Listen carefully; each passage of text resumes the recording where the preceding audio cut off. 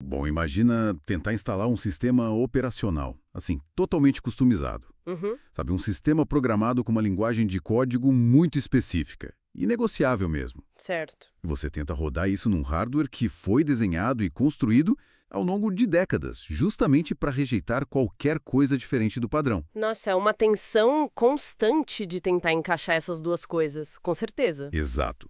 E essa tensão entre software e hardware é tipo a metáfora perfeita para nossa exploração de hoje. Sim, para o nosso mergulho profundo. Isso. Porque o foco hoje é entender a complexa engenharia por trás da fundação de uma escola estritamente confessional e cristã. Mas operando sob as diretrizes super rígidas de um Estado laico, né? Exatamente. A gente tem em mãos um material fascinante que foi criado pelo Felipe Carota. Que é um especialista com mais de uma década de experiência na área educacional. Sim, o cara tem formação em história, geografia, pedagogia e ainda mestrado em educação. É um currículo de peso. E o que ele construiu funciona meio que como um manual prático, sabe? E espiritual também. Um passo a passo para quem deseja erguer essas instituições do Brasil. E olha, o aspecto mais intrigante desse guia todo é justamente a recusa dele em tratar a fé e a burocracia como se fossem reinos separados. Pois é, ele não divide as coisas. Não divide.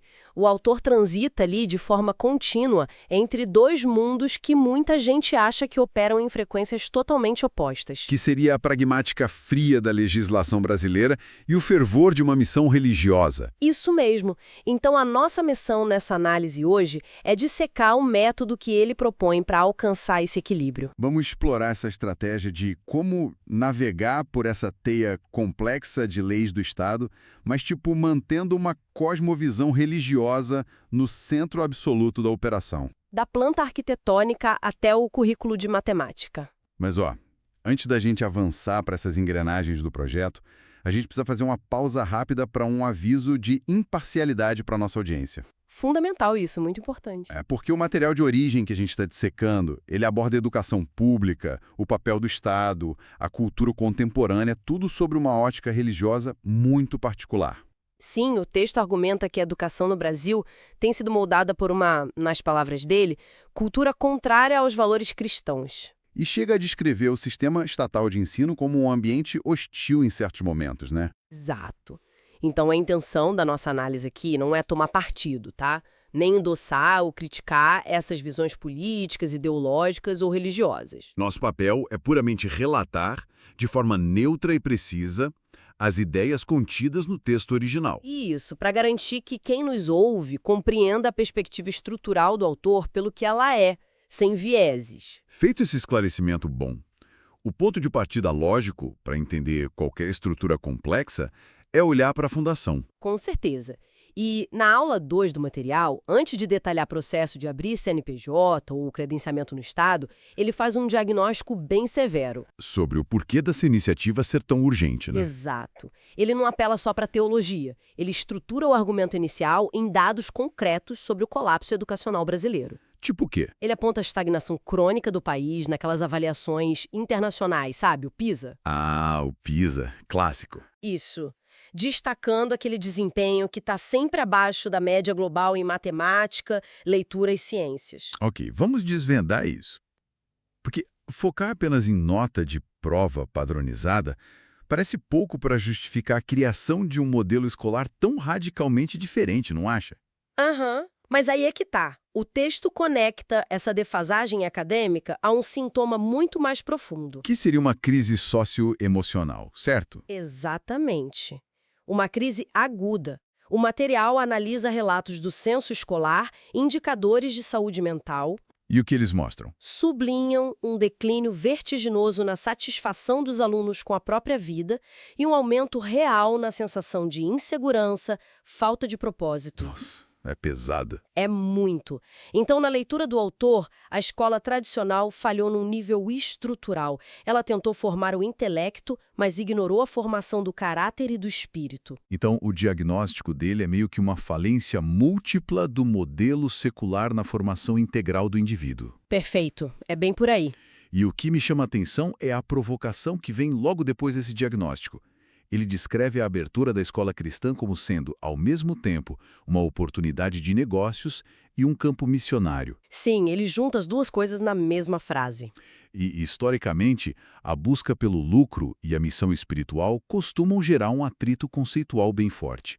Como ele harmoniza essas duas forças? O que é fascinante aqui é a completa ausência dessa dicotomia na visão dele. Ele não vê conflito. Nenhum. A crise educacional é lida como um vácuo de mercado e, sim, um chamado espiritual. A escola cristã, operando ali com excelência acadêmica e baixo custo, entra como uma solução pragmática para preencher essa lacuna. Entendi. E para solidificar essa ideia de que a fé e a educação são aliadas, ele introduz o conceito de história providencial. Que é aquela ideia de olhar para a história através de uma lente religiosa. Isso. Ele recorre a documentos históricos, tipo a Carta de Pero Vaz de Caminha. Aquela da época do descobrimento. Exato, enfatizando a primeira missa e o propósito cristão fundacional do Brasil. Ele cita até a Declaração de Independência dos Estados Unidos. Mas qual é a estratégia argumentativa por trás de usar esses marcos? É provar que a base cristã não é uma novidade que está tentando invadir o sistema, sabe? Mas sim o pilar histórico original que, na visão dele, foi corrompido e precisa ser restaurado. Faz sentido dentro da narrativa, mas assim, se a justificativa histórica e espiritual é tão robusta, o que impede uma onda massiva de aberturas de escolas amanhã mesmo? Pois é, aí esbarramos na realidade. Lendo o material, fica evidente que a barreira não é falta de vontade. Ao medo. Exato, o pavor do confronto com a máquina estatal. Medo da fiscalização, das secretarias de ensino. Aquela imensa teia de regulações que governa a educação no país. É a transição do idealismo espiritual para a dura realidade secular. É o momento em que o fundador da escola se depara com o Ministério da Educação. E para tratar desse medo paralisante, o autor introduz uma metáfora muito poderosa. É da fornalha ardente, né? Essa mesma. Ele faz um paralelo direto com o livro de Daniel, na Bíblia. Aquele episódio em que Sadraque, Mesaque e Abednego são atirados numa fornalha pelo rei da Babilônia. Eles se recusaram a se curvar aos ídolos do Estado, certo? Isso, e saem de lá ilesos graças à integridade deles. A mensagem psicológica para quem está empreendendo nisso é super clara, então. O Estado laico e a burocracia são a fornalha. Exatamente. É um ambiente desenhado para queimar a sua cosmovisão, para fazer você abrir mão dos seus princípios em troca do alvará de funcionamento. Mas a grande sacada estratégica do guia, e que me surpreendeu, é que ele não defende o martírio. Ele não sugere rebeldia ou que o fundador opere na clandestinidade. De jeito nenhum. Ele ensina a dominar a termodinâmica dessa fornalha, digamos assim. Isso levanta uma questão importante, né? Como ele propõe navegar nessas leis da Babilônia? A resposta dele é o domínio técnico absoluto da legislação vigente. Excesso de conformidade estratégica, como você comentou antes. Sim, a resistência não é por desobediência civil. Ele destrincha a Constituição Federal de 88, a LDB... A Lei de Diretrizes e Bases da Educação. Essa mesma. E também o ECA e a BNCC. Ele mapeia cada artigo que garante a liberdade de aprender, de iniciativa privada e principalmente a liberdade de crença. Então o objetivo não é brigar com o Estado, é usar as próprias regras do Estado como um escudo impenetrável. Perfeito! Se o fiscal bater lá na porta, o diretor da escola não vai responder com um versículo da Bíblia. Ele vai responder com o inciso exato da LDB que ampara a escola. Exatamente. Essa engenharia jurídica serve para criar um perímetro de segurança. O autor fala para o fundador conhecer a lei melhor que os próprios fiscais. Ao dominar a regra do jogo, você elimina a vulnerabilidade que o Estado usaria para fechar uma escola que não segue o padrão secular. Isso blinda a instituição. Cara, aqui é que a coisa fica realmente interessante. Porque uma vez que esse medo legal passa, a visão precisa sair do campo das ideias e ir para os tijolos. Para o planejamento financeiro e para o currículo também. Isso. Voltando à nossa analogia do software e hardware. Não adianta ter o hardware aprovado pelo Estado se o software for genérico. O autor crava que não existe ensino neutro. Não é. Ele é categórico nisso. Essa premissa de que a neutralidade é um mito sustenta toda a engenharia pedagógica. Tudo é intencional. E o documento que faz a ponte entre a visão espiritual e a burocracia é o famoso PPP. O Projeto Político Pedagógico. Para o autor, o PPP é muito mais que um calhamaço de papel para a Secretaria de Educação. Ele é o código-fonte da escola. Se a escola tem uma cosmovisão cristã, Isso não pode ficar restrito a um culto matinal ou uma aulinha de ensino religioso. Não mesmo. Essa visão de mundo tem que estar costurada no DNA do documento oficial que o Estado vai aprovar. E o material não deixa isso flutuando na teoria. Ele desce para a sala de aula. Eles criam uma lente singular para filtrar todo o conhecimento. A metodologia exige que a Bíblia não seja um apêndice, mas a matriz do conhecimento de todas as matérias. Por exemplo, a disciplina de História. Como fica? Ela abandona a narrativa de só sucessão de fatos e é ensinada como a revelação em andamento do plano providencial de Deus. Uau! E ciências? Rejeita a visão mecanicista e aleatória. Biologia e física viram o estudo da assinatura e da glória divina na criação. E a matemática, que a gente sempre acha um campo superárido e isento de valores, ele ensina como a prova irrefutável da ordem e da lógica de Deus na estruturação do universo. Sim, é uma intencionalidade absurda. E essa engenharia minuciosa é fascinante. E não para no currículo. O guia avança para um pragmatismo impressionante na aula 8. Ah, a parte da planta baixa e do modelo de negócios? Sim, ele aborda coisas tipo exigências arquitetônicas e vigilância sanitária que muito idealista acaba ignorando, né? Até ser tarde demais. Como aquela obrigatoriedade de calcular exatamente 1,5 metro quadrado por aluno na sala. Esse detalhe milimétrico muda totalmente o financeiro da escola. Muda. Ele avisa que o entusiasmo espiritual não pode ignorar a matemática do espaço.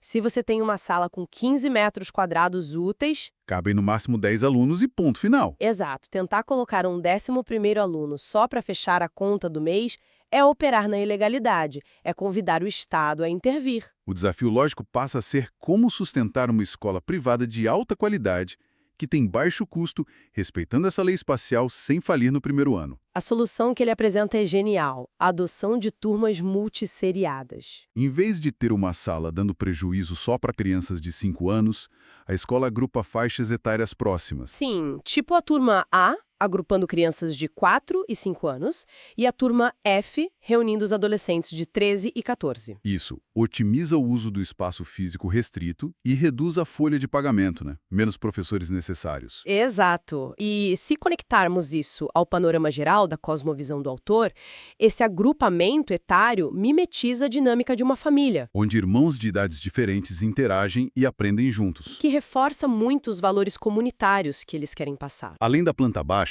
essa operação precisa de uma estrutura legal, a roupa jurídica da escola. O CNPJ, na aula 7. Mas se a missão é comunitária, imagino que o modelo clássico de empresa focada em dividendos não seja a melhor opção. Como ele resolve isso? Ele mapeia as opções. Se é um empreendedor individual assumindo o risco, ele destaca a Ireli. Se tem investidor esperando retorno, vai de sociedade limitada. E para modelos mais colaborativos? Ele apresenta a cooperativa educacional, onde pais e professores dividem os custos e a gestão. Legal. E se nascer dentro de uma igreja? Aí, se o foco é filantrópico e o dinheiro volta para a escola, a recomendação é a associação sem fins lucrativos. Entendi. O CNPJ reflete a vocação de quem está liderando. Exatamente. Bom, com o prédio adequado à vigilância, a estratégia jurídica pronta, o PPP alinhado e o CNPJ escolhido, a gente chega no fator humano. A escola precisa de pessoas. Esse é o calcanhar de Aquiles. Evidente.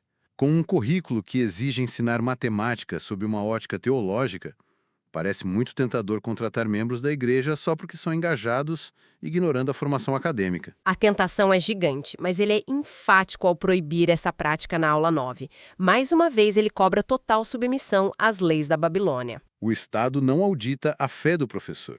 Ele audita diplomas. Exato. As exigências da legislação são inflexíveis. Para a educação infantil, o profissional tem que ter, no mínimo, o magistério ou pedagogia. Nos anos iniciais do fundamental, Pedagogia é mandatória. E para os anos finais, licenciatura plena e específica na disciplina. então não dá para o fundador colocar aquele engenheiro agrônomo que ama a igreja para dar aula de ciências no 8º ano. Não dá. Se ele não tiver licenciatura, esquece. O carimbo estatal é inegociável. E não tem nenhuma brecha. Olha, o autor até mapeia umas exceções legais na LDB, tipo contratação por notório saber. Mas isso é bem restrito, né? Muito! É só para profissionais com experiência singular em áreas muito específicas.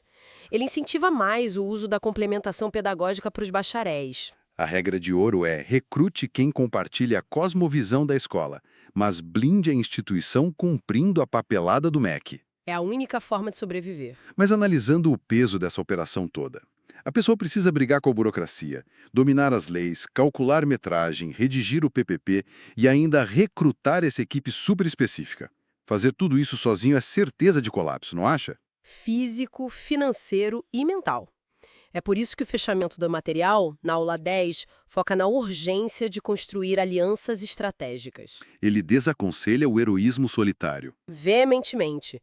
A solução é se filiar a redes de apoio consolidadas, como a AECEP e a ASSIS. E como essas associações funcionam na prática para impedir que a escola quebre sob pressão? Elas funcionam como um exoesqueleto corporativo. Elas não dão dinheiro direto, mas transferem inteligência e escudo legal. Como assim? Se um fiscal questionar a validade do currículo de ciências, por exemplo, essas associações já têm defesas jurídicas pré-fabricadas e validadas por juristas. Caramba! E elas entregam metodologias prontas e treinamento para os professores conseguirem integrar a cosmovisão cristã sem violar a base nacional comum curricular. É a terceirização da carga cognitiva. Além disso, o texto propõe mobilizar uma infraestrutura comunitária de base, né? O conceito de aldeia. Sim, formar grupos de ação onde a igreja não só incentiva, mas cede o espaço físico para reduzir custo operacional. E tem aquela estratégia brilhante de integrar o movimento de homeschooling. Verdade. Famílias que já educam os filhos em casa com princípios confessionais são convidadas a trazer essa experiência para compor o núcleo dessa escola nova. Então, o que tudo isso significa? Avaliando a totalidade desse guia do Felipe Carota, fica muito evidente o esforço dele para desconstruir qualquer ingenuidade no planejamento educacional cristão. Acabou aquela ideia de que basta reunir as crianças nos fundos da igreja com professores bem-intencionados. Isso é substituído por um nível de rigor corporativo e tático altíssimo. Exige planejamento arquitetônico de precisão, uma proficiência jurídica que bate de frente com fiscais do Estado e a orquestração de uma comunidade inteira. O modelo final é um sistema paradoxal por design. Como assim? Ele é absolutamente hermético e não negociável na sua essência ideológica interna, mas, ao mesmo tempo, ele é afluente, maleável e totalmente em conformidade com as regras operacionais externas. O guia dá a planta exata para essa visão religiosa prosperar nas entranhas de um Estado laico, usando a própria burocracia para se proteger. É uma estratégia de sobrevivência muito sofisticada. O que nos leva a um pensamento final bastante instigante para a nossa audiência processar depois de hoje. Qual seria? Bom, o modelo prescreve que os alunos vivenciem toda a sua formação básica, absorvendo biologia, matemática e história, estritamente por meio de uma única e imutável lente teológica. Sim, é uma imersão completa e controlada. A provocação estrutural que fica é de que maneira uma imersão tão absoluta durante os anos formativos vai moldar a capacidade neurológica e social desses jovens de navegar e dialogar num ambiente de vida adulta. Uma vida adulta que é inevitavelmente plural, divergente e cheia de visões de mundo diferentes. Exato. Como eles vão prosperar numa sociedade tão diversa. É uma camada muito complexa sobre as implicações de longo prazo no design educacional. Fica aí a reflexão para quem nos acompanha. É um ponto excelente para encerrar a nossa análise. Agradecemos imensamente a companhia de todos que mergulharam com a gente nessa exploração profunda. Obrigada por acompanharem, pessoal. Esperamos que o mapeamento dessa intrincada montanha burocrática e filosófica tenha sido tão fascinante para quem nos ouve quanto foi para a gente. Até a nossa próxima investigação.